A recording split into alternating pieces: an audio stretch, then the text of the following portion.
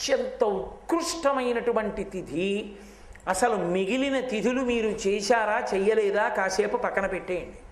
సంవత్సరంలో వచ్చిన ఏ నైమిత్తిక తిథిని చేసినా చేయకపోయినా వైశాఖ శుక్ల పంచమి నాడు వచ్చే శంకర జయంతి చేయకపోతే కృతజ్ఞుడు. శంకర జయంతి చేసి తీరాలి. అందుకే ఆయన వైశాఖ మాసంలో వచ్చారు. శంకర భగవత్పాదాచార్య స్వామి వారు వైశాఖము అన్న మాటకు అర్థం ఏమిటి? శాఖ లేనిది అంటే కొమ్మలు లేనిది. కొమ్మలు లేనిది ఏది? తీగ. తీగలలో మళ్ళీ కొమ్మలు ఎక్కువ లేకుండా పాకేటటువంటి తీగ ఏది? మల్లె తీగ.